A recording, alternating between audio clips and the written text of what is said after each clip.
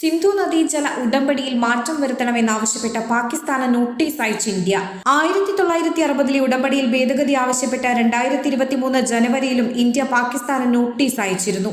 കരാർ നടപ്പാക്കുന്നതിൽ പാകിസ്ഥാൻ സഹകരിക്കാത്തതിനെ തുടർന്നാണ് നോട്ടീസ്. കരാർ പുനഃപരിശോധിക്കുന്നതിന് സർക്കാർ തല ചർച്ചകൾ ആരംഭിക്കാനാണ് നോട്ടീസിലൂടെ ഇന്ത്യ പാകിസ്ഥാനോട് ആവശ്യപ്പെടുന്നത്. റാറ്റിൽ കിഷൻഗംഗ ജലവൈദ്യുത പദ്ധതികളെ ചുറ്റിപ്പറ്റിയുള്ള വിവാദങ്ങൾക്കിടയിലാണ് ഈ സംഭവം. ഉടമ്പടി പ്രകാരമുള്ള ഇന്ത്യയുടെ ഇളവുകൾ അന്യായമായി മുതലെടുത്ത് പാകിസ്ഥാൻ ഈ സംരംഭങ്ങൾക്ക് തടസ്സം നിന്നതായി ഇന്ത്യൻ ഉദ്യോഗസ്ഥർ പറയുന്നു.